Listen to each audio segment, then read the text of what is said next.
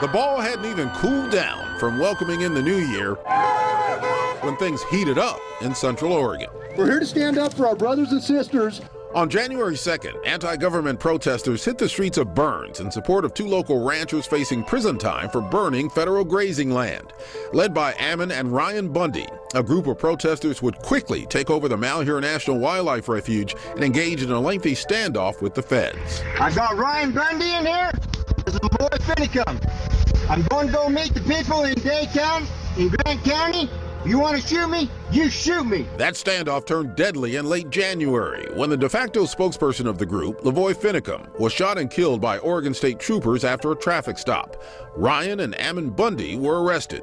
The standoff came to an end February 11th as the final 4 protesters finally surrendered to the FBI. 3 weeks later, after 4 years and more than $320 million, the new Selwood Bridge officially opened to traffic, much to the delight of metro area commuters. With the arrival of spring, 2 huge environmental stories grabbed the headlines. Clean air now! Clean air now! Toxic heavy metals are discovered in the air, groundwater, and soil throughout southeast Portland. Then, tests of the water at 2 Portland schools revealed high levels of lead. Well, if somebody was trying to hide it, that's extremely serious.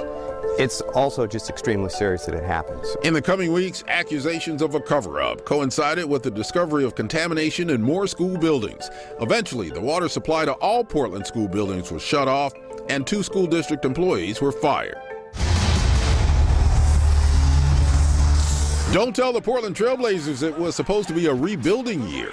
Led by Damian Lillard, Rip City shocked the league with an upset of the heavily favored Los Angeles Clippers in the first round of the playoffs, before falling to the eventual Western Conference champion Golden State Warriors in 6 games in the conference semifinals. Nobody expected them to do what they did. And no one expected to see a huge plume of smoke over the gorge, but that's how summer started. This is a chemical assault on our families, on our communities, and on our children. A train carrying volatile Bakken crude oil derailed and exploded near the small town of Mosier. No one was seriously injured, but it launched a new round of debate on the safety of oil transport trains in the region. She was bright, smart, fun to be around, a ray of sunshine. The late July murder of Kaylee Sawyer and the abduction of another woman grabs national headlines and leads to the hunt for a killer up and down the West Coast. Authorities arrest Edwin Lara in Northern California after he allegedly carjacked a couple. He is now awaiting trial and will likely face the death penalty. The arrival of fall brought the end of an era to downtown Portland. It's a history that is sad that it's going. I am sad. After 45 years, the veritable Quandary closed its doors to make room for the new Multnomah County Courthouse. It is one of dozens of eateries shuttered this year. This was right on top of us. I'll never forget that sound. It's like a freight train. The second week of October brought the first in a series of strong fall storms, and the coastal town of Manzanita was hardest hit. A tornado wiped out 2 city blocks and left a community with hundreds of thousands of dollars in damage. Fortunately, no one was seriously hurt. 9 days later, natural gas filled the basement of a bagel shop at the corner of Northwest 23rd and Gleason, and with one spark, 2 explosions reduced 1 building to rubble, severely damaged several others, and sent debris scattering through an entire neighborhood. 8 people, including 1 Portland firefighter, are hurt, but amazingly, no one is killed. 7.5 months after the occupation of the Malheur Wildlife Refuge came to an end, a federal jury in Portland returns a surprising verdict. Not you! Occupation leaders Ammon and Ryan Bundy and 5 other militants are found not guilty on conspiracy charges connected to the takeover. The federal government charged them with the wrong crime. They overreached. More surprises 2 weeks later. Not my president! Not my president! Donald Trump wins the U.S. presidency, and the streets of Portland descend into 3 nights of chaos. In the end, more than $1 million of damage is done, and more than 100 people were eventually arrested. The Oregon Ducks started the season with a new transfer quarterback, a national ranking, and 2 straight wins.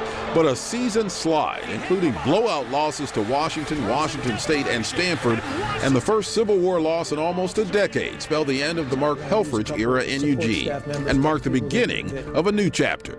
I'm so excited to be your head football coach, so excited to get going. After 4 successful years at South Florida, Willie Taggart takes the reins as the head coach for Oregon. And with just a handful of days left in 2016, it was Mother Nature again making front-page news. The worst ice storm to hit the region in 20 years turned streets into skating rinks, knocked out power to thousands, and closed roads for several days. And that was just the beginning. 1 week later, snow brought life in the metro area to a standstill.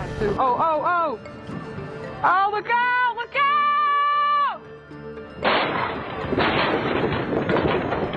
Stranding drivers on streets and students at school for hours. The bus company should have definitely been prepared to be able to take students home. It took the rains of last week to finally wash away the ice. So that's how it was, 2016. Have a safe and happy new year.